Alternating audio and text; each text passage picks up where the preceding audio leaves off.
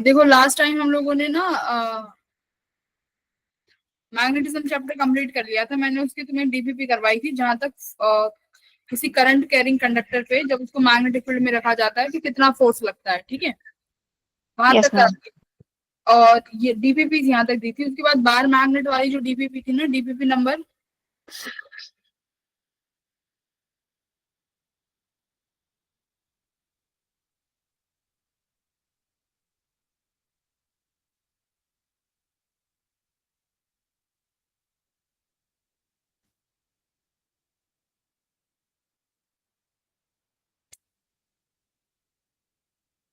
Good evening ma'am.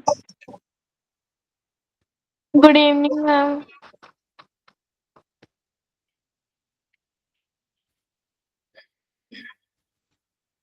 मैंने DPP number 24 तक दिया था तुम्हें, है ना, 20 से 24 करनी है। Yes ma'am. करी थी, करी थी 24 तक।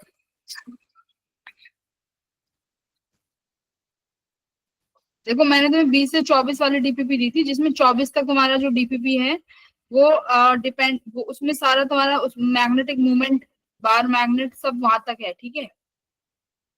24 के बाद आज तुम्हें एक बार 25 वाली जो मैग्नेट डीपीपी है ना, वो तो तुम नहीं कर पाओगे।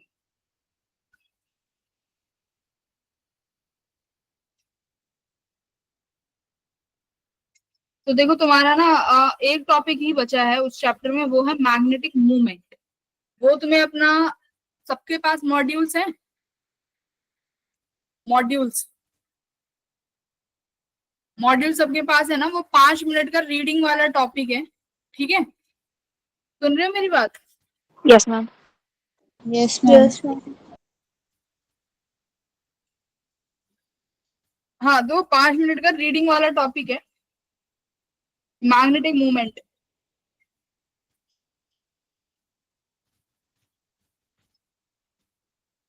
उसे एक बार सॉल्व कर लेना, है ना, उसे एक बार रीड कर लेना। तो आज मैं नया चैप्टर स्टार्ट करने जा रही हूँ। कौन सा? Electromagnetic induction. हाँ, हम लोग ईएमआई स्टार्ट करेंगे। इजी चैप्टर है, छोटा सा चैप्टर है, ज्यादा कुछ है ही नहीं। 3-4 क्लासेस, चार तो नहीं मतलब 6 क्लासेस में कंप्लीट हो जाएगा, ठीक है। उससे ज्यादा कुछ नहीं है इस चैप्टर में। Okay ma'am. और ये वाला जो चैप्टर है ईएमआई, ये वही बच्चा पढ़ सकता है जिसने ऑलरेडी क्या पढ़ा होगा, मैग्नेटिज्म का चैप्टर कंप्लीट किया होगा, ठीक है। तो I will start new chapter EMI. Yes ma'am.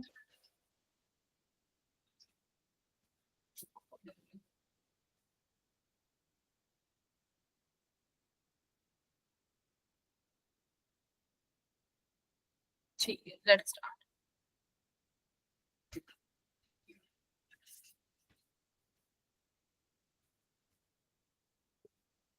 Magnetic movement जो टॉपिक बचा है ना, वो बेटा वो बस ऐसा टॉपिक है, 5 मिनट का रीडिंग टॉपिक है ना। तो उसको कभी जैसे टेस्ट से एक दिन पहले जो रिवीजन क्लास होती है उसी उसमें करा दूंगी 5 मिनट में, ठीक है। Readable okay topic. मैम। और एक तुम्हारा पैरा डाया वाला बचा है ना, जिसे हम टाइप्स ऑफ मटेरियल बोलते हैं। Yes ma'am. हाँ, तो ये सब थ्योरी वाले चैप्टर, थ्योरी वाले टॉपिक है, मतलब रीडिंग वाले। इसमें कुछ न्यूमेरिकल टाइप नहीं आता, यहाँ से थ्योरी आती है। तो एक बार आप मॉड्यूल से पढ़ लेना। स्क्रीन सबको दिख रही होगी? Yes ma'am. Yes ma'am. तो देखो अपना चैप्टर है EMI, electromagnetic induction. Electromagnetic induction से क्या समझ में आ रहा है आप लोगों को? तुमने मैग्नेटिज्म में क्या देखा था कि अगर जहां पर करंट है वहां पर क्या बन रहा था? Magnetic field. Magnetic field. तुमने, वेरी गुड, तुमने देखा था कि हमने मैग्नेटिज्म में देखा है कि करंट की वजह से मैग्नेटिक फील्ड आ रहा था। ठीक है।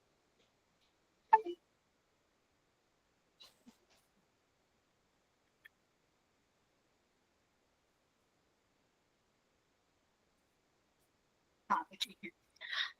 करंट की वजह से हमने देखा कि अगर कोई भी करंट कैरिंग कंडक्टर है ना, उस करंट कैरिंग कंडक्टर में हमने क्या पाया, उसकी वजह से एक मैग्नेटिक फील्ड बनती है। कि मान लो मेरे पास ये वायर है, इसमें करंट आई जा रहा है, तो इसका खुद का कोई मैग्नेटिक फील्ड जनरेट करेगी ये। अगर कोई सर्कुलर कैरिंग वायर है ना, जैसे सर्कुलर वायर है, ये करंट आई है इसके पास, तो ये अपने सेंटर में कुछ ना कुछ मैग्नेटिक फील्ड प्रोड्यूस करती है। और क्या देखा था, अगर कोई ऐसी वायर है, सर्कुलर वायर है, अगर मैं उसके एक्सिस पे फील्ड निकालना चाहूँ कि एक्सिस पे इस वायर की वजह से जिसमें करंट आई फ्लो कर रहा है, उसकी वजह से इस पॉइंट पे कितना मैग्नेटिक फील्ड इंड्यूस हो रहा है, तो वो भी हमने देखा था। तो पिछले चैप्टर में हमने क्या पाया कि जो मैग्नेटिक फील्ड है वो प्रोड्यूस कर सकती है कौन, करंट कैरिंग कंडक्टर, मतलब जिस भी कंडक्टर में करंट है वो उस मैग्नेटिक फील्ड को प्रोड्यूस कर सकता है। अब यहाँ पर है इलेक्ट्रोमैग्नेटिक इंडक्शन। इसका मतलब क्या है,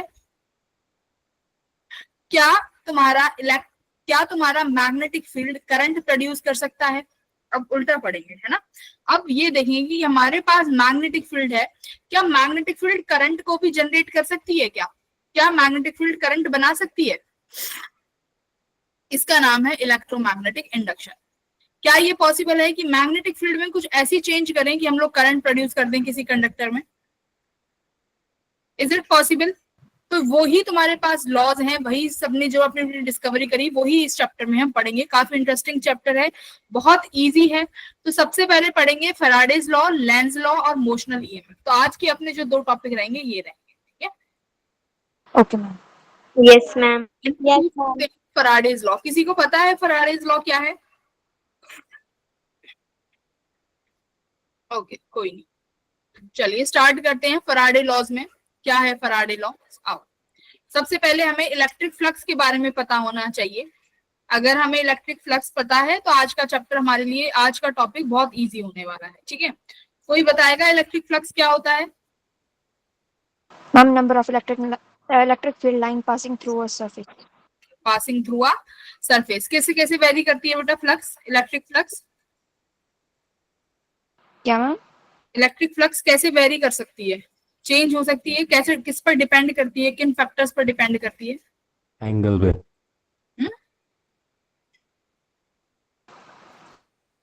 एक तो चार्ज पे और एक सरफेस के एरिया पे। चार्ज नहीं, इलेक्ट्रिक फील्ड और एरिया। क्या फॉर्मूला होता है हमारे पास, epsilon naught E dot ds, है ना। Yes ma'am. इसी को ही फ्लक्स बोलते हैं ना। और अगर हमारे पास मान लो कांस्टेंट यूनिफॉर्म इलेक्ट्रिक फील्ड है तो क्या हो जाता है, ई डॉट, है ना। तो बस यहीं से हमारी शुरुआत होती है मैग्नेटम इलेक्ट्रोमैग्नेटिज्म के चैप्टर की। कि देखो पहले ऑर्स्टेड आए थे, ऑर्स्टेड ने क्या बताया, सबसे पहले ऑर्स्टेड ने ये बताया कि अगर हमारे पास किसी वायर में करंट है तो वहां पर उन्होंने देखा, देखो रैंडमली क्या हो रहा था, रैंडमली आपके पास एक सर्किट बना रहे थे वो, जिसमें करंट फ्लो कर रहा था। ये सेल है, ठीक है। यहाँ पर ये इस सर्किट में करंट फ्लो कर रहा है, तो उनके वहां पर कंपास पड़ा हुआ था, ठीक है। तो कंपास पड़ा हुआ था तो उन्होंने देखा कंपास में मूवमेंट हो रही है जैसे ही करंट फ्लो करता है।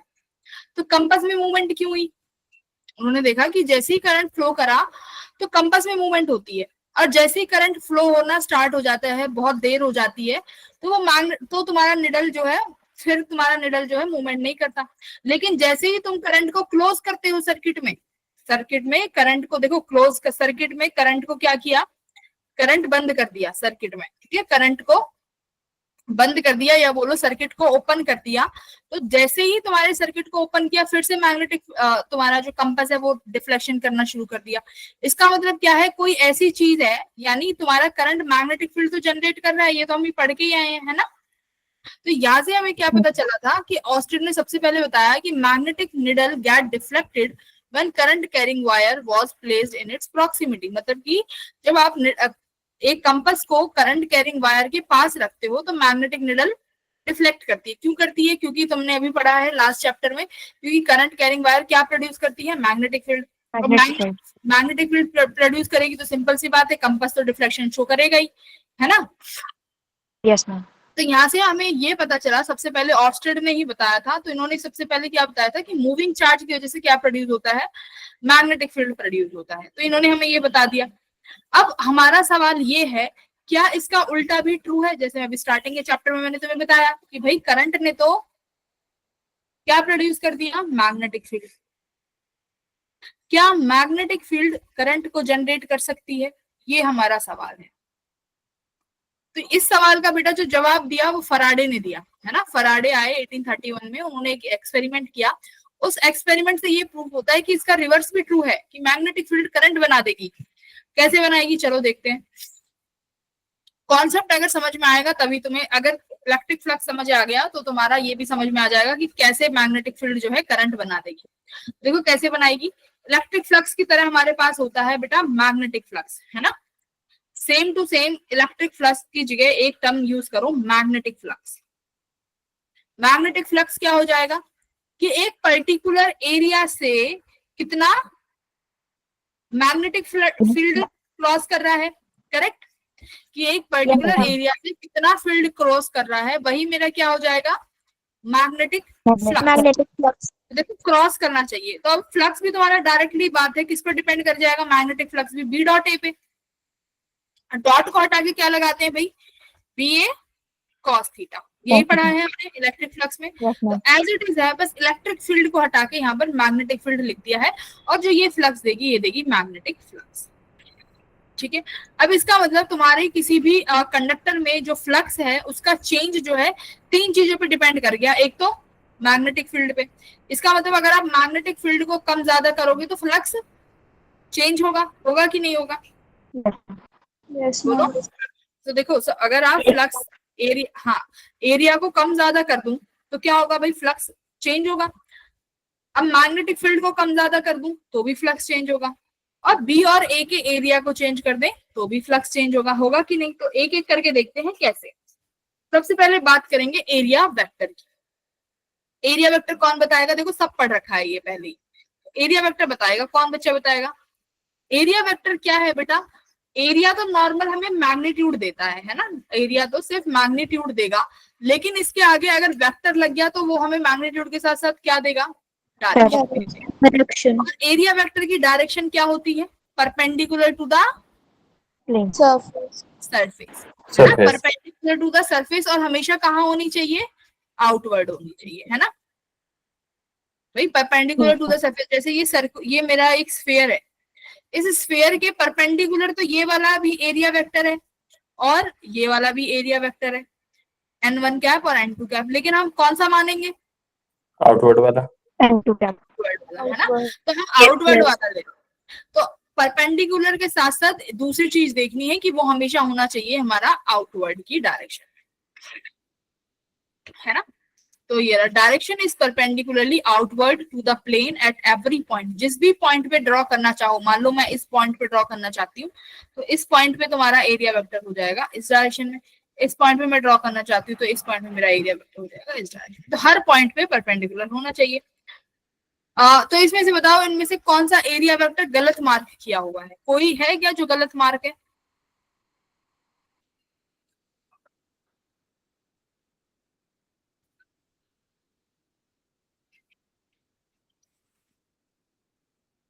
कोई गलत मार्क है? सारे आउटवर्ड है, कोई भी गलत नहीं है, सबकी डायरेक्शन ठीक है, सबकी आउटवर्ड है, राइट, सब सही है, कोई गलत नहीं दिख रहा। Yes, ma'am. अब देखो मैग्नेटिक फ्लक्स, अभी हमने देखा मैग्नेटिक फ्लक्स का फॉर्मूला जो मैंने तुम्हें बताया वो बताया बी ए कॉस थीटा। सिंपल सी बात है भाई, अगर मैं फील्ड लाइंस बढ़ा दूं, मान लो पहले मेरे पास एक ये एरिया था भाई, पहले मैंने इस एरिया से बस इतनी फील्ड लाइंस पास कराई, तो कितनी number of field lines pass कर रही है? 2। अब मान लो मैं बेटा मैग्नेटिक फील्ड को इंक्रीज कर देती हूँ, इंक्रीज कर दिया, अगर मैग्नेटिक फील्ड इंक्रीज कर दिया मतलब उनकी डेंसिटी बढ़ जाएगी ना, डेंसिटी बढ़ेगी, डेंसिटी का मतलब है कि फील्ड लाइंस बढ़ जाएंगी। तो देखो बेटा अगर फील्ड लाइंस बढ़ जाएंगी तो ज्यादा क्रॉस करेंगी, देखो सेम एरिया में से ज्यादा लाइंस क्रॉस कर रही है, तो इसका मतलब आपकी फ्लक्स इंक्रीज हो जाएगी। कब? जब आप क्या बढ़ा दोगे, मैग्नेटिक फील्ड को बढ़ा दोगे।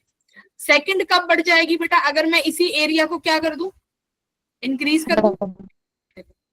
अगर हम इसी एरिया को बड़ा कर दें तो इसी एरिया में से सिंपल सी बात है ज्यादा फ्लक्स लाइन पास करेंगी, ज्यादा फील्ड लाइंस पास करेंगी, है ना, क्रॉस कर रही है, इसको याद रखना, दे आर क्रॉसिंग इट। यहाँ भी ये क्रॉस कर रही है, तो ये क्रॉस कर गई। तो यहाँ इसका मतलब क्या हुआ कि हमने जब एरिया को बढ़ाया तो हमारा फ्लक्स भी क्या हो गया, Increase. फ्लक्स भी बढ़ गया। तो ये तीन चीज तो हमने यहाँ पे देख ही ली कि भाई अगर हम ये चीजें बढ़ा रहे हैं तो ऐसे ऐसे हमारा फ्लक्स एरिया सब बढ़ जाएगा।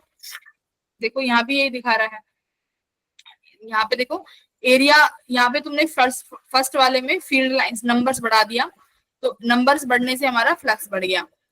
यहाँ पर तुमने एरिया बढ़ा दिया, तो एरिया से सिंपल सी बात है, अगर एरिया बढ़ जाएगा तो ज्यादा से ज्यादा फील्ड क्रॉस पर कर पाएगी, है ना भाई। अगर इससे मैं यहाँ देखूं तो यहाँ पर भी फील्ड 1 या 2 ही जाएगी। अगर मैं इसी एरिया को बड़ा कर दूं, देखो मान लो मेरे पास ये फील्ड लाइंस आ रही है, ये मेरे पास मैग्नेटिक फील्ड लाइंस है। अब बेटा मैं अगर यहाँ पर एक यही एरिया बड़ा कर दूं तो सिंपल सी बात है, देखो ज्यादा वापस ज्यादा क्रॉस करेंगे, है ना। तो वही बात है कि अगर एरिया बड़ा कर दोगे तो फील्ड लाइन ज्यादा से ज्यादा क्रॉस कर पाएंगे।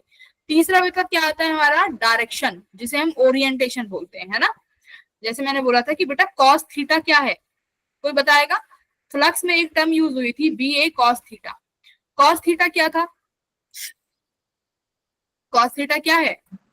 Angle between magnetic field and area vector. हाँ, Angle between magnetic field and area vector. Very good. Cos theta क्या है बेटा, मैग्नेटिक फील्ड और एरिया वेक्टर के बीच में बनने वाला एंगल। कि सपोज करो मेरे पास ये हमारे पास एक एरिया है, पहले तो फील्ड लाइंस इसमें एज इट इज आ रही थी, ठीक है। तो इसका एरिया वेक्टर भी बाहर आ जाएगा और इलेक्ट्रिक फील्ड भी इसी डायरेक्शन में। अब मान लो मैं इलेक्ट्रिक फील्ड को थोड़ा सा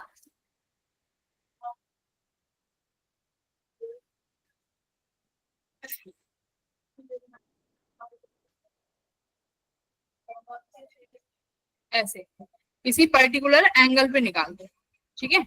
तो अब ये एंगल देखो, ये एंगल हॉरिजॉन्टल के साथ इलेक्ट्रिक फील्ड थीटा एंगल बना रही है। तो इसमें से इलेक्ट्रिक फील्ड के दो कंपोनेंट होंगे, एक तो बेटा यहाँ पर ई साइन थीटा हुआ और दूसरा यहाँ पर ई कॉस थीटा होगा एक्स एक्सिस में, करेक्ट। तो कौन सा एंगल हम लेना चाहेंगे, जो एरिया वेक्टर के साथ होगा, है ना, एरिया वेक्टर के साथ वाला, क्योंकि क्रॉस तो वही करेगा, साइन कंपोनेंट तो बेटा इसको ऐसे करके चला जाएगा ना, क्रॉस नहीं करेगा वो, है ना। तो क्रॉस कराने के लिए कौन सा कंपोनेंट होगा, कॉस कंपोनेंट। तो इसीलिए यहाँ पर हमने क्या लगाया है, बी ए कॉस थीटा। सॉरी, यहाँ पे मैग्नेटिक फील्ड है तो बी लिखो आप। चलो वेरी गुड, तो एंगल का भी समझ में आ गया तुम्हें। तो देखो यहाँ पर मैग्नेटिक फ्लक्स की जो बेटा एसआई यूनिट है, मैग्नेटिक फ्लक्स की एसआई यूनिट क्या है, वेबर, ठीक है। मैग्नेटिक फील्ड की एसआई यूनिट क्या थी, टेस्ला, टेस्ला थी। इलेक्ट्रिक फ्लक्स भी स्केलर क्वांटिटी थी बेटा, मैग्नेटिक फ्लक्स भी कैसी क्वांटिटी है, मैग्नेटिक फ्लक्स भी स्केलर क्वांटिटी है, ठीक है। This is also a scalar quantity. Dimensions देखो मैग्नेटिक फ्लक्स के, सिंपल सी बात है, डायमेंशंस तो आप कहोगे flux ma'am B dot A है, एरिया के लिए तो एल स्क्वायर आ गया। बी कैसे निकालोगे, मैग्नेटिक फील्ड किसके बराबर होता है, देखो ये फॉर्मूला याद रख लो, F equals to q v B, है ना। तो मैग्नेटिक फील्ड यहां से निकाल लो, एफ अपॉन क्यू वी। तो फोर्स क्या होता है, M L MLT minus 2. -2, q यानी चार्ज, वी यानी वेलोसिटी। वेलोसिटी को क्या लिख सकते हो, एल टी -1। चार्ज को क्या लिख सकते हो, I equals to Q by T होता है, तो क्यू को क्या लिख सकते हो, आई टी, है ना, यानी एम्पियर्स 8. ए। हाँ, तो क्यू को लिखोगे आप एम्पियर, और टी यानी टाइम के लिए क्या लगाओगे, टाइम का +1, है ना। टी लगाओगे तो देखो ये +1 और -1 में यहाँ से हटा देते, चलो लिख देते हैं, टी का +1 है, तो ये टी से ये टी कट गया, तो ये कितना आया मैग्नेटिक फील्ड, यहाँ से देखो खुद ही, मैग्नेटिक फील्ड आया तुम्हारा MLT -2 एम्पियर इनवर्स। लेंथ का कितना हो जाएगा बेटा ऊपर जाके 0, है ना, लेंथ से ये L कट गया, तो ये तुम्हारी मैग्नेटिक फील्ड की वैल्यू आ गई। तो मैग्नेटिक फील्ड कितना आया, यहाँ लिखोगी कि मैग्नेटिक फील्ड आया मैम MT -2 A -1। तो देखो फ्लक्स कितना आ गया, ML स्क्वायर T -2 A -1। इसलिए मैंने तुमसे कहा था कि फोर्स और एनर्जी के डायमेंशन याद रखना, फोर्स के टर्म्स में हम किसी का भी डायमेंशन निकाल सकते हैं, है ना। तो ये फोर्स का फॉर्मूला पढ़ा है ना तुमने, QVB। कोई चाहता है कि ma'am F equals to ILB से निकालना चाहते हैं, ILB से भी निकाल लो और इजी हो जाएगा। तो देखो मैग्नेटिक फील्ड यहाँ से क्या हो जाएगा, F अपॉन IL। फोर्स क्या होता है भाई, ML T -2, I क्या होता है एम्पियर, राइट, लेंथ का लेंथ, Yes, तो लेंथ से लेंथ कट गया तो देखो मैग्नेटिक फील्ड सीधा आ गया m2 minus two a minus, ये आ गया। तो ये हमारे फोर्स, हम यहाँ से मैग्नेटिक फील्ड की वैल्यूज निकाल सकते हैं, मैग्नेटिक से डायमेंशंस निकाल सकते हैं। आ गया डायमेंशन निकालना, yes. क्या, बहुत अच्छे। अब मैं यहाँ पे तुमसे एक दो ये तो इजी इजी क्वेश्चन है, देखो मैं ये नहीं कराने वाली, ये तो तुम अपने आप ही कर दोगे। चलो ये वाला क्वेश्चन कर दो, ये वाला फिर भी सही लग रहा है।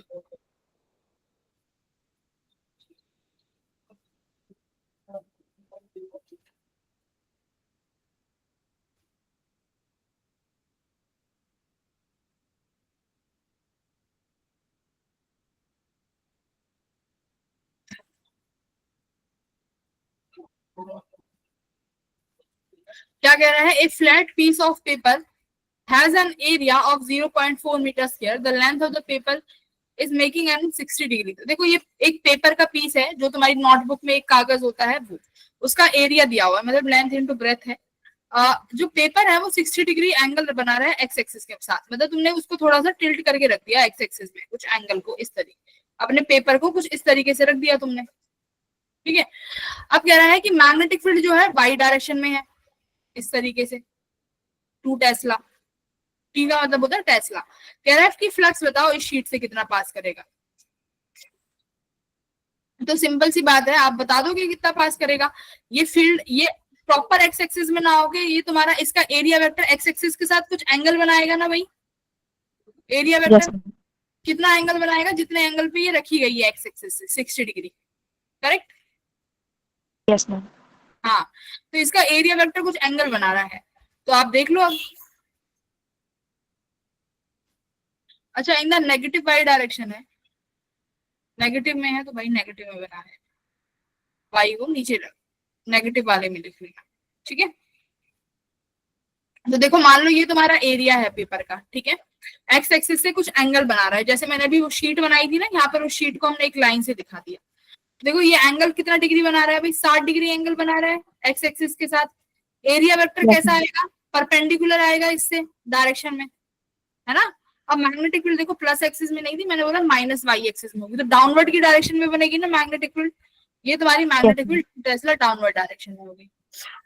फ्लक्स क्या कहता है, मैग्नेटिक फील्ड और एरिया वेक्टर के बीच में बनने वाला एंगल चाहिए। मैग्नेटिक फील्ड तो 2 है, एरिया भी दिया हुआ है, यानी सिर्फ और सिर्फ बात कहां पर अटक गई, कॉस थीटा में। अब याद रखना कॉस थीटा एंगल है मैग्नेटिक फील्ड और एरिया वेक्टर का। कितना एंगल बनाएगा भाई, ये 90 डिग्री बनेगा, एक्स और वाई एक्सिस के बीच में 90 डिग्री एंगल और है।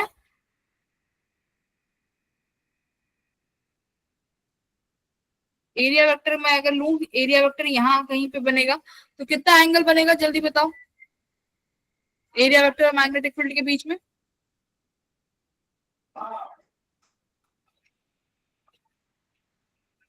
बताओ,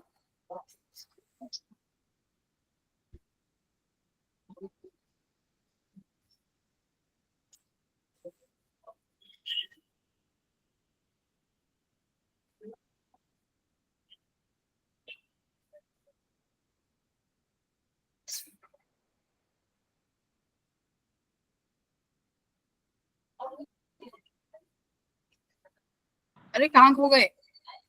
45. देखो ये शीट है ना, इस शीट का एरिया वेक्टर इन्होंने बैकवर्ड में लिया हो, तुम ऐसे ले लो आगे की तरफ, ऐसे ही, ये एरिया वेक्टर है। तो ये कितना एंगल बनाएगा भाई, Ma'am, 10, 145, 2 टेस्ला, 240। नहीं 240 कैसे बनाएगा, तो बैकवर्ड में बनाएगा ना, तब देखेंगे 180 को कि ये 90 डिग्री हो गया।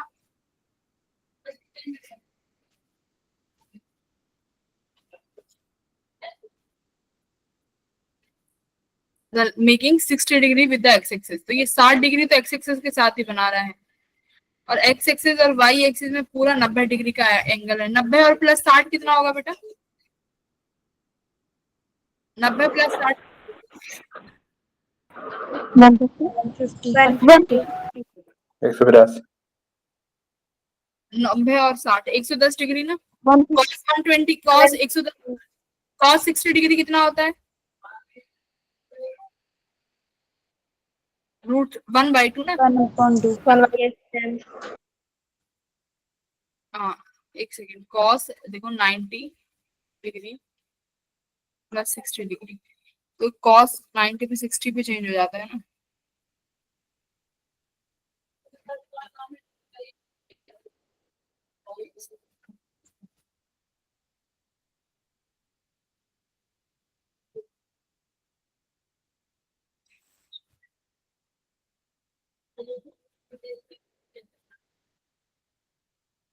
देखो 90 प्लस 60 तुमने बताया कितना? 110 है ना। मैम ये 150. 150 है। Yes ma'am. और ये पूरा एंगल 180, तो ये हो गया 180 और 40, 240 में 180 घटा है ना। 0 8 9 10 11 12 13 60 60 डिग्री, ये 60 डिग्री होगा यहाँ से पूरा परपेंडिकुलर। ये एंगल है हमारा 60 डिग्री। उल्टा क्यों गया है इन्होंने?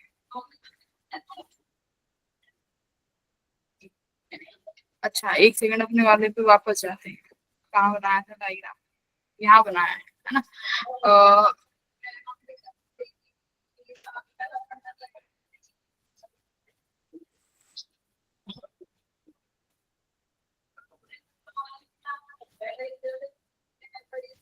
ये हमारा मैग्नेटिक।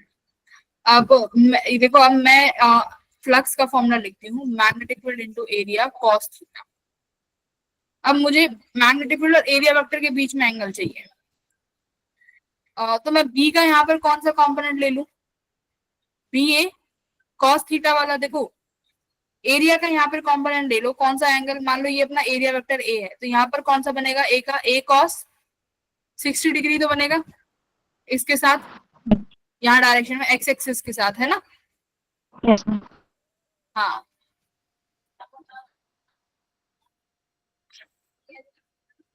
तो हमारे पास इस तरीके से हो गया। यहाँ एरिया वेक्टर है ए cos 60 डिग्री जो कि एक्स एक्सिस में है, और वाई एक्सिस में यहाँ पर है मैग्नेटिक फील्ड जो कि आपस में कितना डिग्री का एंगल बना रहे होंगे? 90 डिग्री का। तो मैं ये लिख सकती हूँ बी ए cos 90 प्लस 90 प्लस 60 डिग्री का एंगल है ना ये। या फिर रुको इसको, या फिर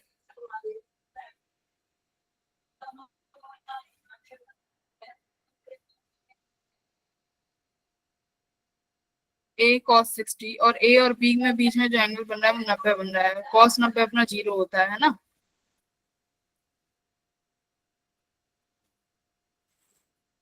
area of 60 degrees the x-axis।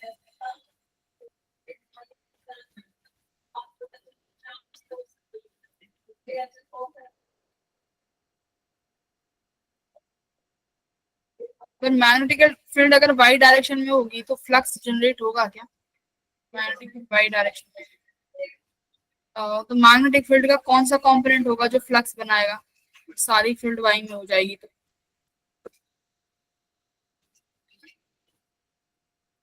एक तो एरिया वेक्टर,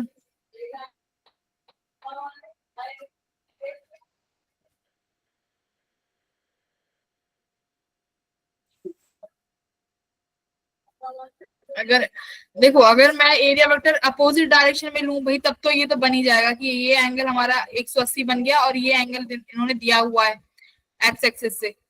एक्स एक्सिस से जो एंगल बनेगा वो बनेगा 60 degree, 60 degree with the x axis. तो एक्स एक्सिस से अगर ये 60 डिग्री है तो पहली बात तो ये 30 होना चाहिए, है ना। तो 180 प्लस 30 कितना बनेगा? 210 बनना चाहिए ना। ये तो मुझे गलत ही लग रहा है आंसर।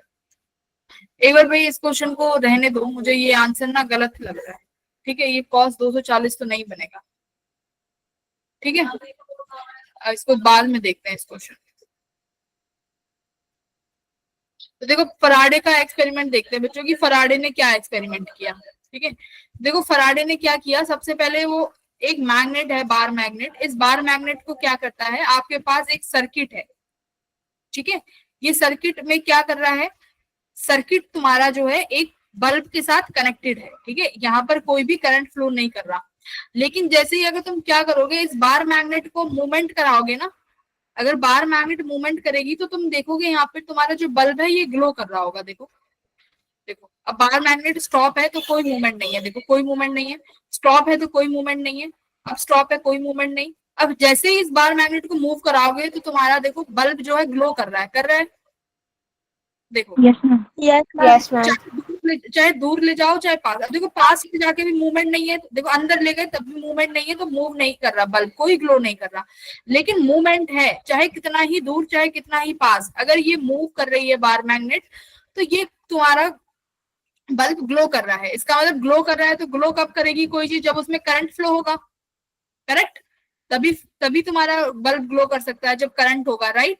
बिना करंट के तो मूव ही नहीं होगा। तो देखो यहाँ पे क्या लिखा है, when a bar magnet is held stationary, अगर चुपचाप रख देते हैं तो करंट, कोई भी करंट फ्लो नहीं करता, लेकिन जैसे ही उसको मोशन में लेके आते हैं तो करंट फ्लो करेगा। क्या रीजन हो सकता है बच्चों, क्या रीजन हो सकता है, बताओ। Mummy electric field lines. Magnetic field line तो अगर मान लो मैं इसके अंदर, जैसे अभी इसको ले जाके रखेंगे, ये देखो ना, अभी हम, अभी जैसे स्टेशनरी है, अब देखो मैंने ये यहाँ पे पास लेके आके रख दी, अब भी मैग्नेटिक फील्ड लाइंस तो अब भी होंगी, पर तब करंट क्यों नहीं आ रहा। तो यहाँ पर क्या पता चला, देखो ऐसे ही जैसे ही तुमने मैग्नेट को मूव करना शुरू किया, current start flowing in the coil, तो करंट स्टार्ट करने लग गया कॉइल में। तो ये उसने अभी एक्सपेरिमेंट किया है। अब ये क्यों हुआ है ये बाद में पता चला, है ना। पहले पता तो चलना चाहिए कि ये चीज हो रही है, अगर हो रही है तो उसका रीजन हम ढूंढ लेंगे। देखो क्या कह रहा है, कैसे पता चला, अगर जब भी हमारे पास मोशन होगा कॉइल और मैग्नेट के बीच में तो एक करंट इंड्यूस होता है ना। इन्होंने क्या बताया कि अगर हमारे पास क्या होगा, देयर इज मोशन, या तो तुम बार मैग्नेट को मूव करा दो, यहाँ तो बार मैग्नेट को मूव कराया है तो मोशन आया। अब देखो, अगर अब मैं यहाँ क्या मूव करा रही हूँ, कॉइल को, है ना, एक कॉइल ले आए ना मैं, देयर इज कॉइल। अब करंट कैरिंग कॉइल को अगर बेटा आप क्या कराओगे, मोशन दोगे, तब भी इसमें करंट इंड्यूस हो रहा है दूसरे वाले कॉइल में। तो इसका मतलब क्या है कि ऐसा क्या हो रहा है कि बार मैग्नेट को मूव कराते तो भी करंट आ रहा है, और अगर मैं किसी कॉइल को लेके आती हूँ, कॉइल को मूव कराते हैं, तब भी तुम्हारी दूसरी वाली जो बल्ब है इसमें तुम्हारे में करंट जनरेट हो रहा है। तो ये सेकेंड एक्सपेरिमेंट था उनका, ठीक है। तो इन्होंने क्या देखा, देखो just like as a bar magnet, यहाँ पर भी current is induced only if there is a relative motion. तो इन्होंने देखा कि यहाँ पर भी करंट तभी आ रहा है जब ये तुम्हारी कॉइल मोशन में है, बिना मोशन के देयर इज नो करंट। तो इसका मतलब क्या हुआ, कोई बता सकता है कि मोशन है तभी करंट क्यों आ रहा है, अगर स्टेशनरी रख रहे हो तो नहीं आ रहा। एनीवन,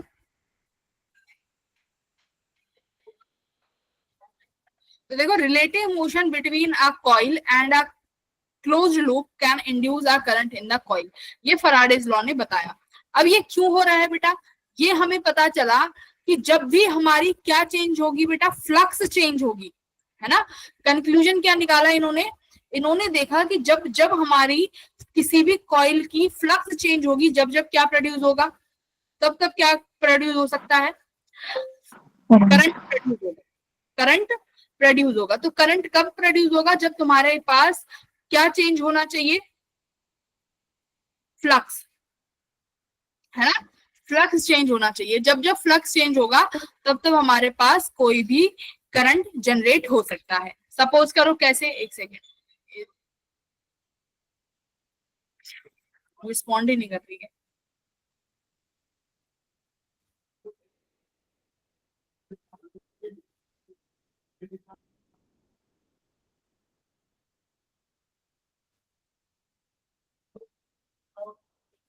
अरे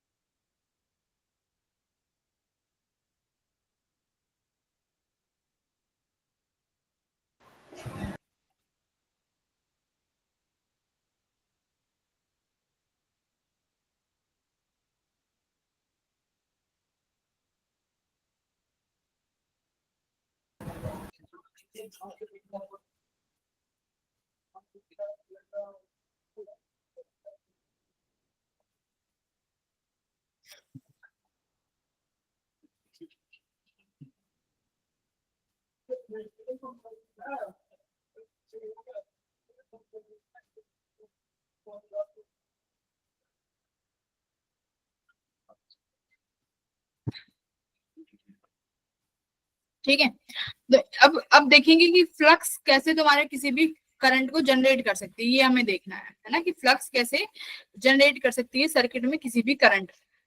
देखो यहां तक हमने देख लिया, मैं तुम्हें एक डायग्राम के थ्रू समझाती हूँ।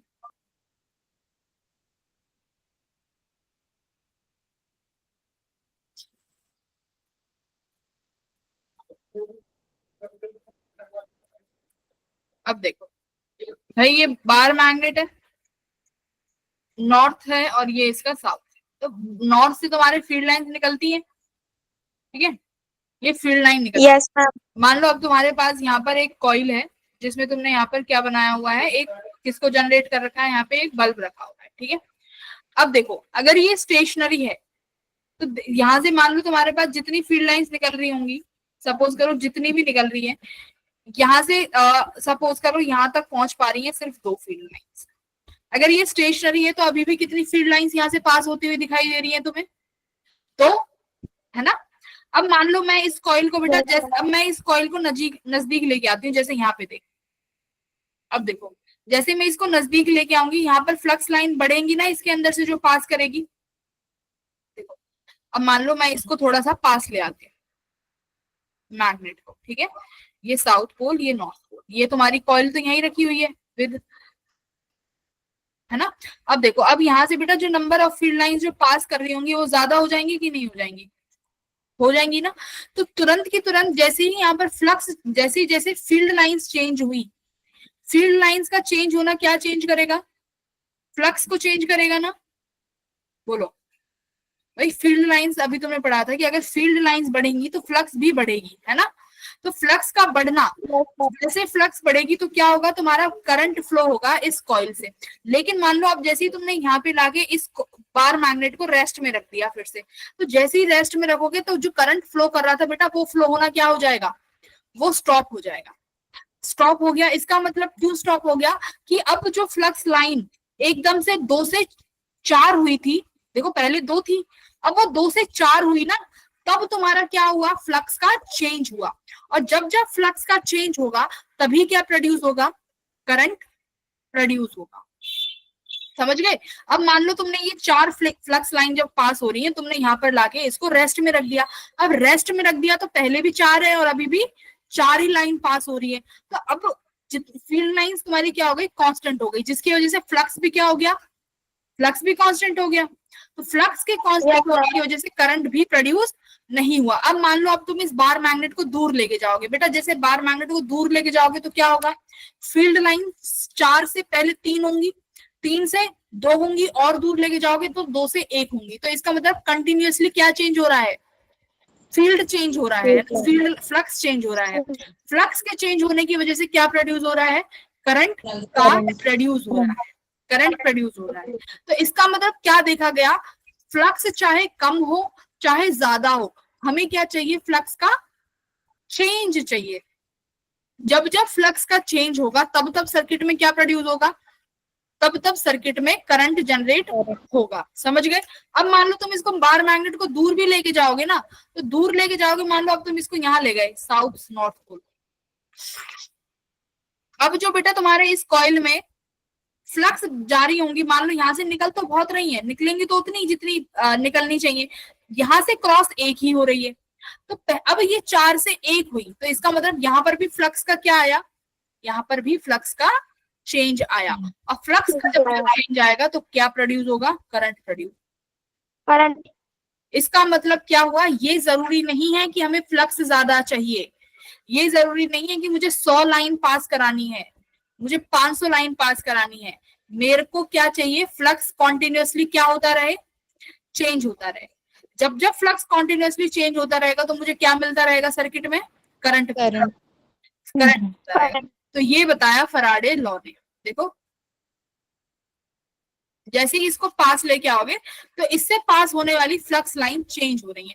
तो कंक्लूजन क्या मिला, current is induced in the loop, क्यों, because of changing magnetic flux. तब जाके पता चला अच्छा ये तो इसलिए चेंज हो रहा है क्योंकि हमारा फ्लक्स चेंज हो रहा है। तो इसका मतलब सारी चीजें डिपेंड कर गई फ्लक्स पे। तो ये यहां से बना तुम्हारा फराडे का फर्स्ट लॉ, जो कि पहले एक्सपेरिमेंट था और वही एक्सपेरिमेंट लॉ में चेंज हो गया। अब तुम खुद कहो क्या ये कहां से आया, d∅dt। d∅dt क्या है, क्या बता रहा है d∅dt? फ्लक्स का चेंज, फ्लक्स चेंज विद किसके साथ चेंज हो रही है, टाइम के साथ। और यही हमने, अगर टाइम के साथ फ्लक्स चेंज होती रहेगी तो मेरे सर्किट में क्या प्रोड्यूस होगा, करंट प्रोड्यूस हो रहा होगा। करंट अगर आ रहा है तो सिंपल सी बात है ईएमएफ आएगी कि नहीं आएगी, वोल्टेज आएगा ना, वोल्टेज ईएमएफ तो आएगा। तो सबसे पहली बात इन्होंने क्या बोला कि सर्किट में क्या प्रोड्यूस हो रहा है, ईएमएफ जनरेट हो रहा है।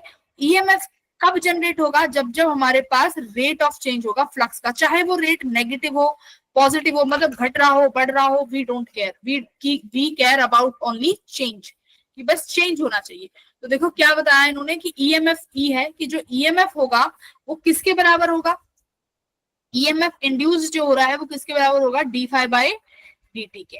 अब फाई किसके बराबर है भाई, मैग्नेटिक फील्ड और area.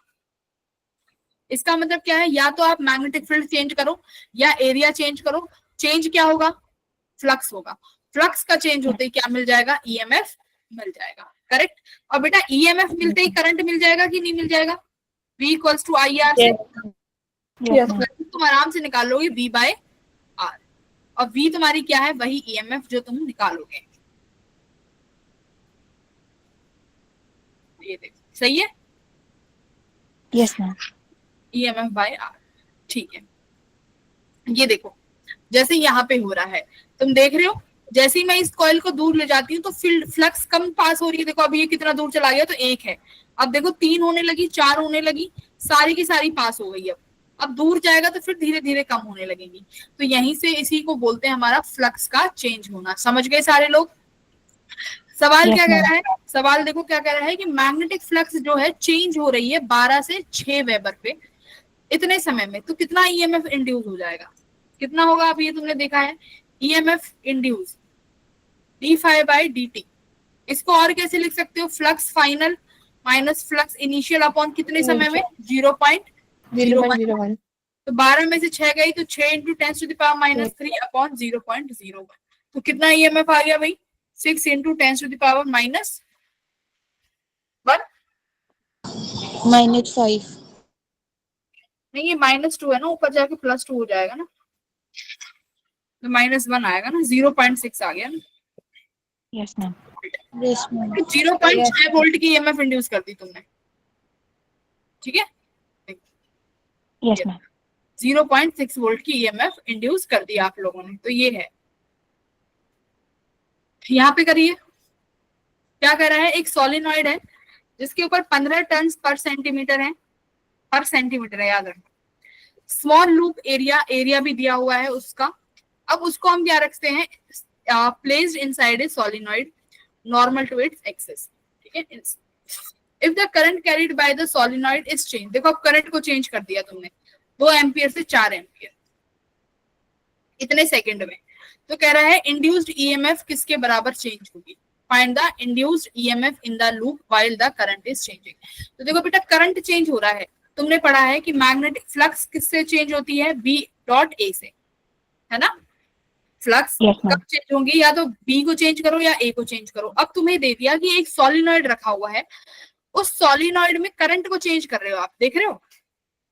If the current carried by the solenoid is change, current change हो रहा है फटाफट। A long solenoid with the 15 tons has a small area of इतने placed inside a solenoid normal to its x-axis। तो continuously change हो रहा है, तो तुम्हें इंड्यूस्ड ईएमएफ निकालना है कि कितना चेंज हो जाएगा, क्रिएट हो जाएगा, जनरेट हो जाएगा। तो देखो मैग्नेटिक फील्ड कितनी होती है सोलिनॉइड की वजह से, μ0 राइट। अब एक बात बताओ, अगर I को चेंज करोगे तो इसके कारण प्रोड्यूस होने वाली मैग्नेटिक फील्ड चेंज नहीं होगी, यस मैम होगी। हाँ Yes, ma'am. तो देखो ऐसे इनडायरेक्टली भी बोल देंगे, सोलिनॉइड का मैग्नेटिक फील्ड चेंज ना करके करंट को चेंज करा रहे हो, और तुम्हें पता है कि करंट ही तो क्या प्रोड्यूस कर रहा है, मैग्नेटिक फील्ड।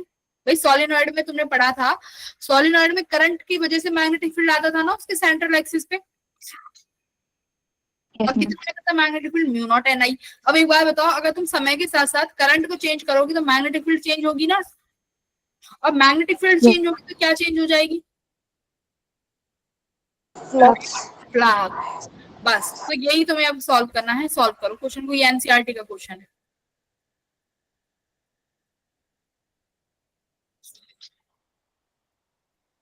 पहले निकालो कि तुम्हारा मैग्नेटिक फील्ड किस रेट से चेंज हो रही है, बस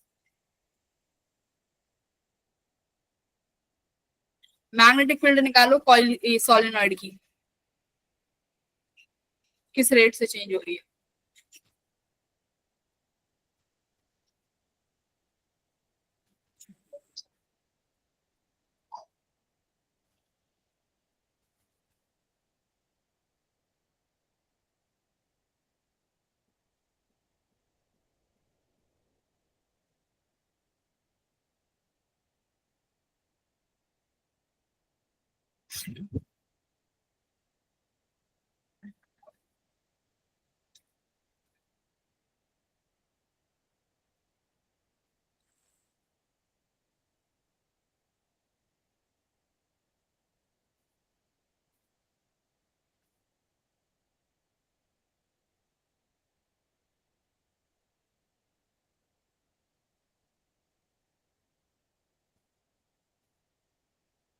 ये समझ गए ना क्वेश्चन कैसे होगा, दो सोलिनॉइड रखे हुए हैं, एक के अंदर एक सोलिनॉइड है, एक में करंट है और उसी के करंट को चेंज कर रहे हैं, तो उसके करंट के चेंज होने की वजह से दूसरे वाले सोलिनॉइड में क्या जनरेट होगा, ईएमएफ।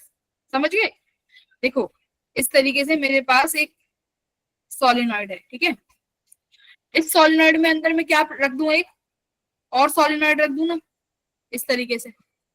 अब ऊपर वाला जो सोलिनॉइड है जिसमें करंट फ्लो कर रहा है आई, उसके करंट को हम चेंज कर रहे हैं जो दिया हुआ है, इसमें करंट चेंज होगा तो क्या होगा, ईएमएफ इंड्यूस हो जाएगी ना। अब वही ईएमएफ इंड्यूस निकालनी है हमें, करो। तो सबसे पहले मैग्नेटिक फील्ड निकालो, मैग्नेटिक फील्ड होता है mu naught N I, N क्या होता है, what is N, Number of turns. Per unit length, और यहाँ पे तो 15 टन पर सेंटीमीटर दिए हुए हैं, तो मीटर में चेंज करोगे ना, तो 15 पर सेंटीमीटर, तो सेंटीमीटर को, 1 सेंटीमीटर को मीटर में करोगी तो कितना आएगा, 10⁻⁻², ऊपर जाके ये कितना हो जाएगा 1500, ठीक है। तो पर मीटर में कितने टन है, 1500 है ना, तो नंबर ऑफ टन तुम्हारे पास 1500 आ गए।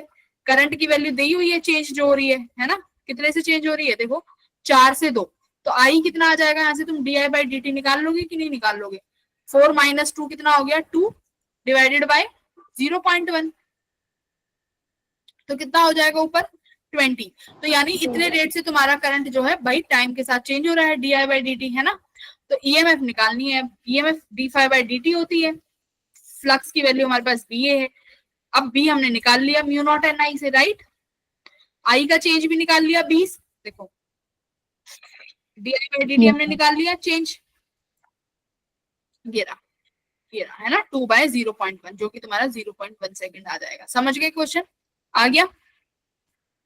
Yes, ma'am. वो ईएमएफ भाई D phi by D T है, सारा करा दिया, डी बाई डी टी हमने फ्लक्स क्या माना है यहाँ पे, बी एरिया, एरिया तो कांस्टेंट बाहर आ जाएगा, क्या चेंज हो रहा है, मैग्नेटिक फील्ड, ठीक है। अब मैग्नेटिक फील्ड कितना होता है भाई तुम्हारा सोलिनॉइड का, अभी हमने लिखा म्यू नॉट एन आई, इसमें से कांस्टेंट टर्म क्या है, म्यू नॉट एन कांस्टेंट है ना, तो म्यू नॉट एन ए बाहर आ गया, D I by D T change हो रहा है, अभी निकाल लिया था हमने D I by D T, कितना आया था 20 आया था ना, तो मैं यहाँ लिख देती हूँ डायरेक्ट, म्यू नॉट की वैल्यू कितनी होती है भाई, म्यू नॉट अपॉन 4 पाई होता है 10⁻⁻7, म्यू नॉट कितना हो जाएगा 4 pi 10 raised to power यहाँ पर आप वैल्यू रख सकते हो, म्यू नॉट की value 4 pi into 10⁻⁻7, number of turns अभी निकाले हैं 1500, एरिया कितना दिया हुआ है उन्होंने 0.2, एरिया भी देख लेंगे, एरिया रख देते हैं, D I by D T हमने 20 निकाला, ठीक है। एरिया देख लेते हैं भाई, एरिया कितना गया है, तो 2 सेंटीमीटर स्क्वायर, तो ये सेंटीमीटर को मीटर में करना पड़ेगा, ठीक है। तो यहाँ पर एरिया क्या लिख दोगे, 2 इंटू 10⁻⁴ -4. -4। लो आ गया तुम्हारा ईएमएफ, आ गया कि नहीं आ गया, कर लोगे Yes, सॉल्व। ma'am. बस हमें सिंपल सा ये इक्वेशन, ये वाला फॉर्मूला लगाना था, सारा कर लिया, ठीक है भाई, Yes, ma'am. Very good.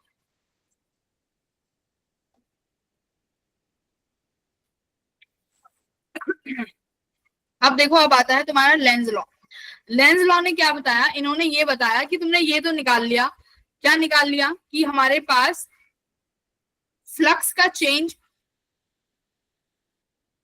EMF induce करेगा, बट उस ईएमएफ इंड्यूस की डायरेक्शन क्या होगी, ये तो पता चल आना चाहिए ना कि ईएमएफ इंड्यूस की डायरेक्शन क्या होगी, what is the polarity of EMF, कैसे जनरेट होगी, फिर उसकी वजह से जो करंट आएगा उसकी डायरेक्शन क्या होगी, ये चाहिए कि नहीं चाहिए, चाहिए ना।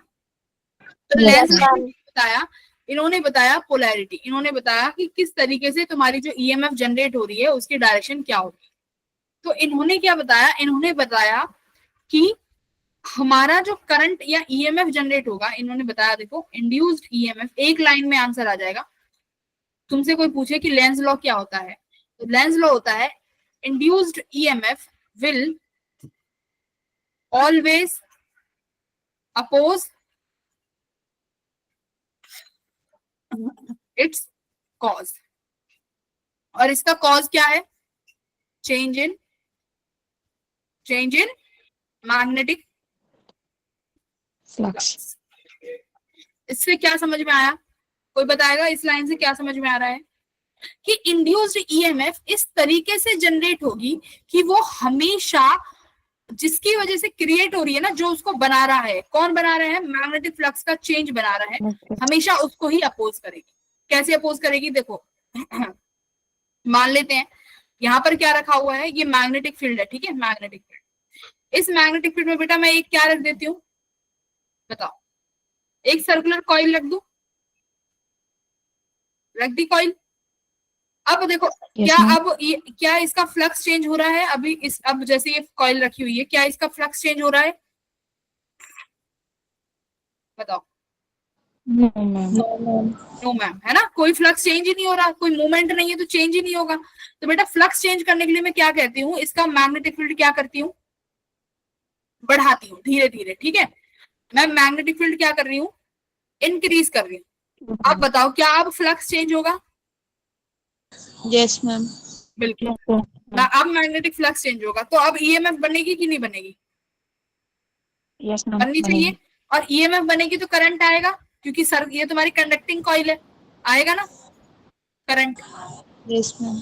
तो अब देखो अब मैंने तुम्हें बोला मैग्नेटिक फील्ड इंक्रीज हो रही है, फ्लक्स क्या होगा, मैग्नेटिक फील्ड इंक्रीज हो रही है तो फ्लक्स भी क्या होगा, इंक्रीज होगा। Increase. अब एक बात सुनो, फ्लक्स इंक्रीज हुआ तो बेटा करंट जो जनरेट होगा, मैं यहाँ बोल रही हूँ आई इंड्यूस, जो करंट इंड्यूस होगा ना ईएमएफ की वजह से, वो ऐसा इंड्यूस होगा कि फ्लक्स को क्या करना चाहेगा, फ्लक्स को अपोज करेगा।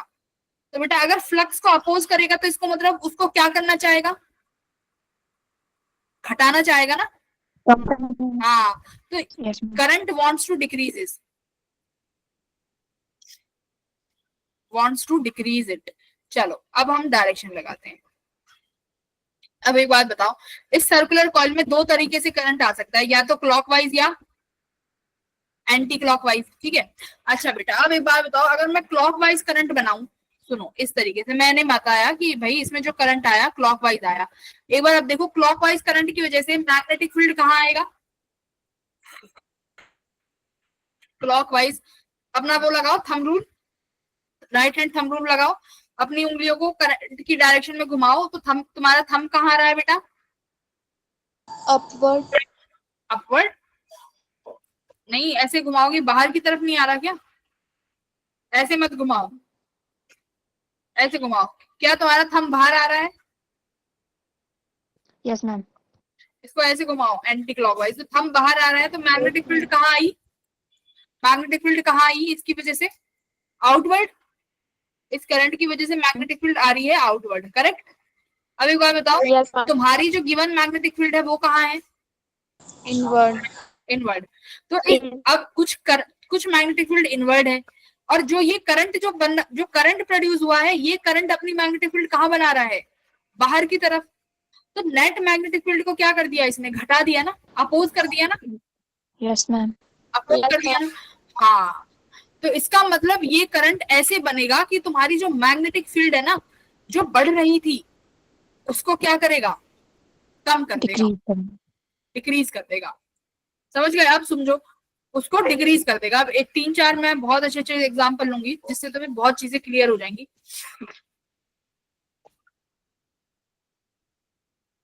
सारा चैप्टर लेंस लॉ पे ही डिपेंड है, अगर लेंस लॉ सीख लिया तो सब काम आ जाएगा।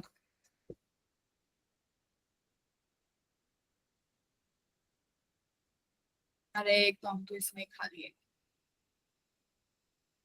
पीपीटी रिस्पॉन्ड ही नहीं कर रही है।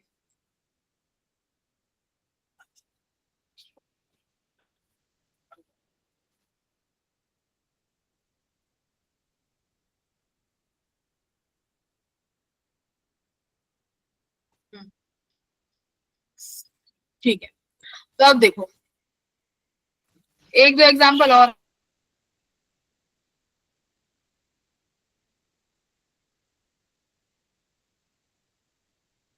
मैम आपकी आवाज नहीं आ रही।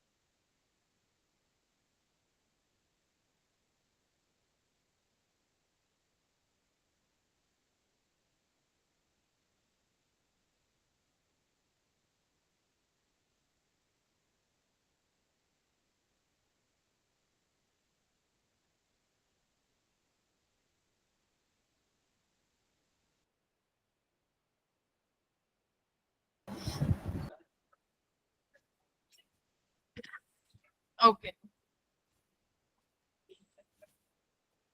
आ रही है ना आवाज अब तो? Yes, ma'am. हाँ, तो Yes, ma'am. ठीक है। इसको भी कुछ ना कुछ हो जाता है कभी कभी। तो हमने क्या किया, अब की बार हमने एक कॉइल ले ली और मैग्नेटिक फील्ड जो है बेटा इनवर्ट्स है, ठीक है? ये मैग्नेटिक फील्ड को मैं अब क्या कर रही हूँ, समय के साथ साथ डिक्रीज कर रही हूँ, ठीक है? समझ गए? Decreasing with time. चलो अब बताओ डायरेक्शन ऑफ करंट।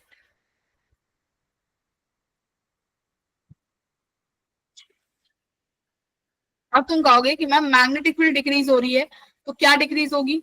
फ्लक्स क्या होगी? डिक्रीज होगी। और बेटा फ्लक्स डिक्रीज Yes, हो ma'am. रही है तो तुम्हारा जो करंट होगा वो क्या करना चाहेगा? इसको करंट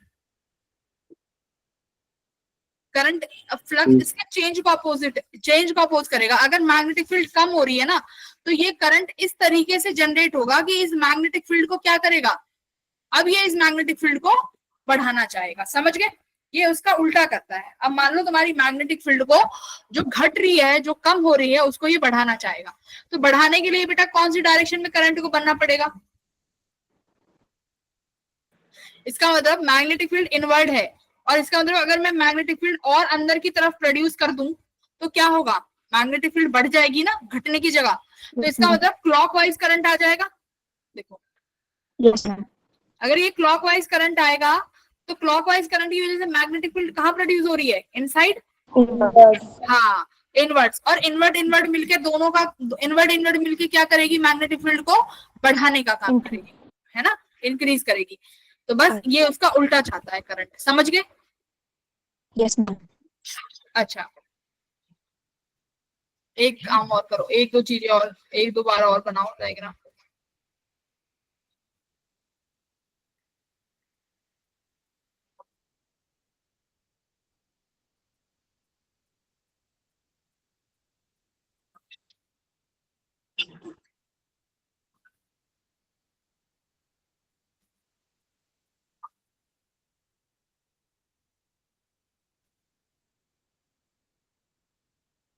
मान लो मेरे पास बेटा ये करंट कैरिंग वायर है, ठीक है, आई, इसमें आई करंट फ्लो कर रहा है, सपोज करो, ठीक है।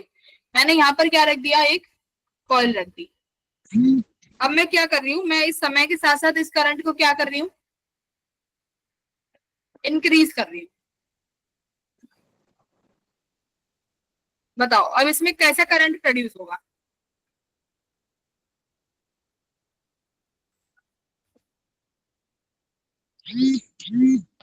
बताओ बेटा।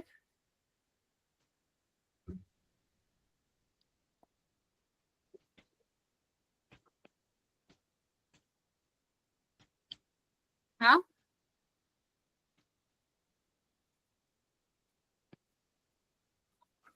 क्या होगा।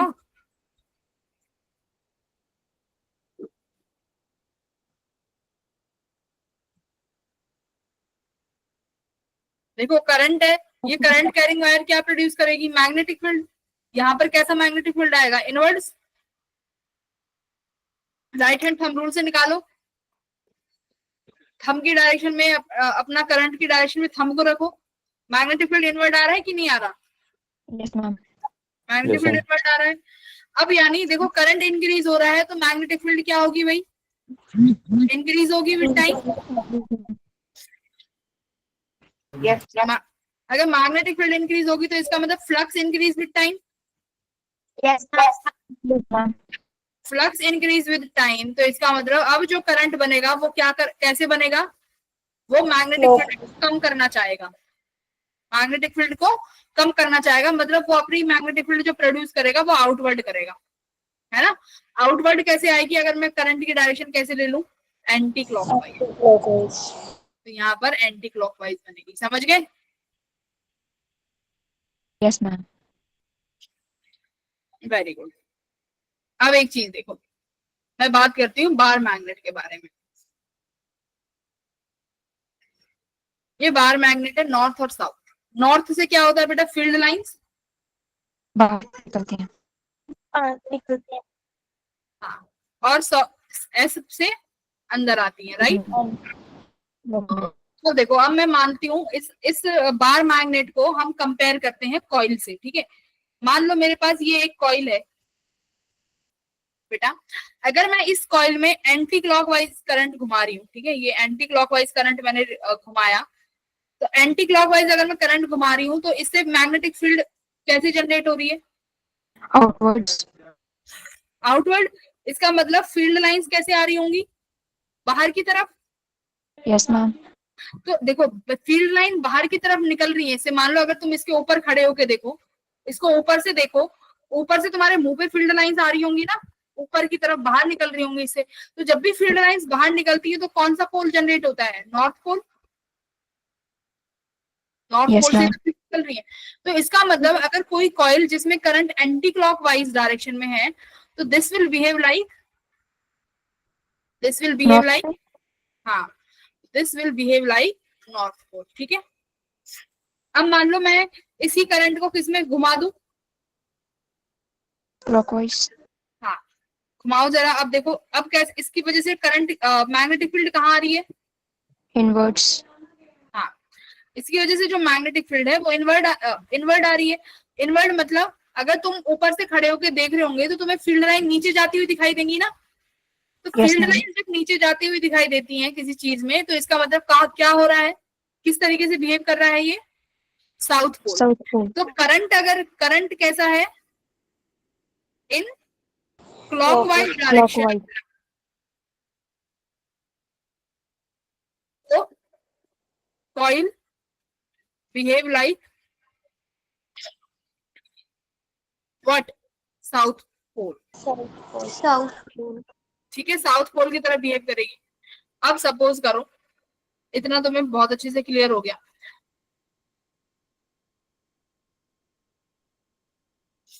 अब मान लो तुम क्या, मेरे पास ये एक बार मैग्नेट है, साउथ पोल और नॉर्थ पोल, ध्यान रखना। यहाँ पर मैंने एक रिंग रखी हुई है, ठीक है, यहाँ पर हमने रिंग रखी हुई है। अब मैं इस नॉर्थ पोल को बेटा इसके पास लेके आ रही हूँ, इस नॉर्थ पोल को मैं इसके पास लेके आ रही हूँ, find the direction of current. चलो दिमाग से बताना।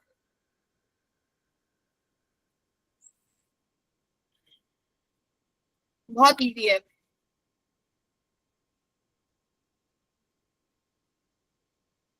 क्लॉकवाइज होगा मैम।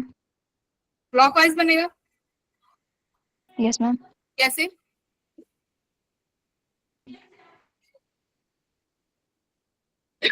जो हाँ मैग्नेटिक फील्ड लाइंस है नॉर्थ पोल से बाहर निकल रही हैं हाँ, बाहर निकल रही है फिर। रिंग फिर हाँ, मैग्नेटिक फील्ड लाइन नॉर्थ से बाहर निकलेंगी और तुम इसको पास लेके आ रहे हो, है ना? Yes ma'am. इसको आप पास लेके आ रहे हो। अगर आप इसको पास लेके आओगे तो अभी लेंस लॉ ने क्या बोला है? करंट इसको अपोज करेगा। अपोज करेगा। करंट अपोज करेगा। तो बेटा ये अपोज कैसे कर सकता है? देखो, अगर नॉर्थ और साउथ पोल होंगे तो क्या कर लेगा? अट्रैक्ट कर लेगा, है ना? और नॉर्थ नॉर्थ पोल होता है तो क्या करेगा? रिपेल करेगा। अब एक बात देखो, तुम नॉर्थ पोल को नजदीक लेके आ रहे हो तो ये क्या कहेगा? दूर जाओ, है ना? भाई वो करंट जो बनेगा वो करंट इसको दूर करेगा। तो दूर करने के लिए इसे कौन सा पोल बनना पड़ेगा? इस कॉइल को नॉर्थ पोल बनना पड़ेगा ना। Yes ma'am. और नॉर्थ पोल बनना यानी कौन सा करंट? कौन सी डायरेक्शन का करंट?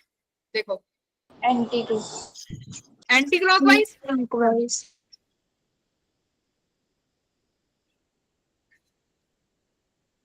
तो कैसा करंट आएगा यहाँ पे? एंटी क्लॉकवाइज डायरेक्शन में, ठीक है?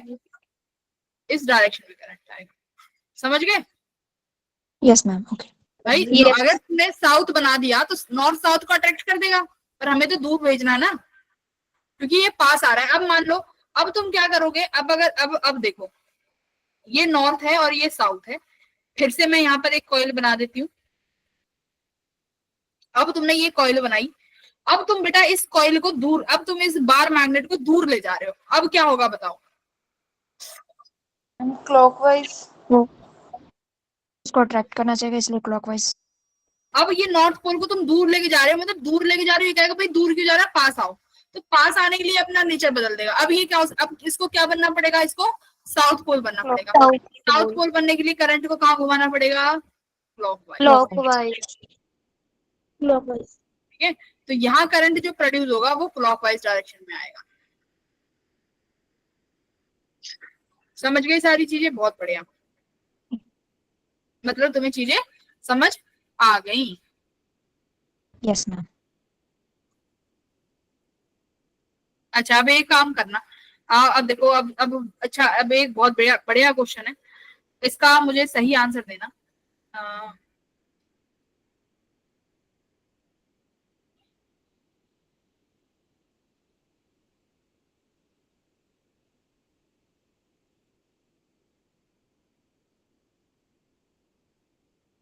ये देखो ऐसे रखा हुआ है, ठीक है?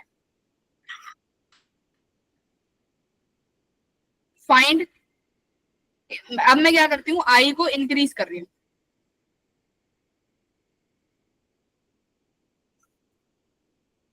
अब बताओ करंट कैसा? अब क्या होगा?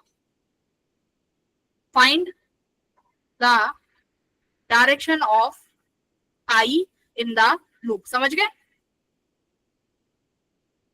यस। दिमाग लगा के बताना।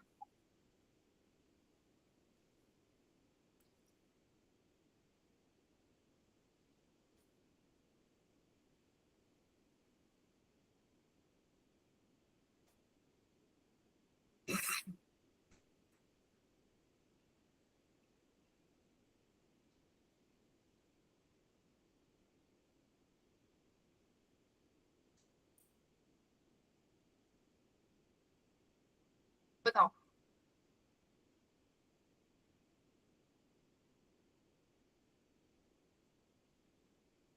Anti clockwise. और एंटी क्लॉकवाइज। कैसे? एक बार बताओ, अगर मैं ये पॉइंट ये मान ली हूँ पॉइंट ए और ये पॉइंट बी, बी में मैग्नेटिक फील्ड कैसा है? इनवर्ड। Yes ma'am. ए में मैग्नेटिक फील्ड कैसा है? आउटवर्ड। करेक्ट? Outward. राइट। अब देखो, एक में इनवर्ड है, एक में आउटवर्ड है।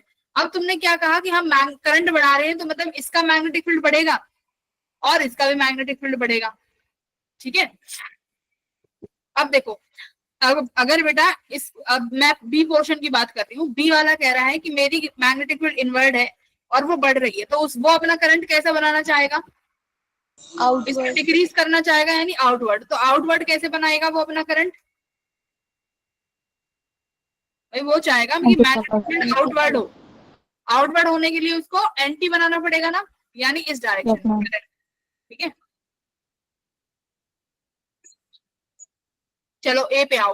अब ए वाले का क्या कह रहा है कि भाई इसकी मैग्नेटिक फील्ड आउटवर्ड में बढ़ रही है, इसकी मैग्नेटिक फील्ड आउटवर्ड में बढ़ रही है, तो वो इसको कम करने के लिए क्या करेगा भाई, इनवर्ट बनाएगा।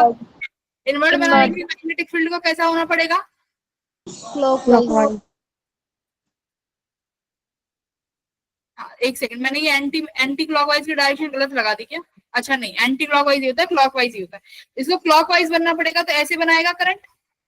Yes ma'am. Yes ma'am. अब देखो जरा, दोनों तरफ करंट कैसे प्रोड्यूस हो रहे हैं, equal and opposite, opposite. Equal and opposite current produce हो रहे हैं। नेट ईएमएफ ही क्या हो गई, तुम बोल दोगे नेट ईएमएफ, नेट ईएमएफ क्या है, जीरो। d∅dt, net DMF. अब इसको बाहर निकाल लो एरिया को, तो आप लिखोगे dB/dt। बेटा मैग्नेटिक फील्ड ही कैसे प्रोड्यूस हो रही है, इक्वल एंड ऑपोजिट, तो नेट ईएमएफ कितनी हो गई, जीरो, और नेट करंट भी क्या हो गया, net current is also zero. तो ये चीज याद रखनी है भाई, ठीक है, नेट करंट भी जीरो हो गया।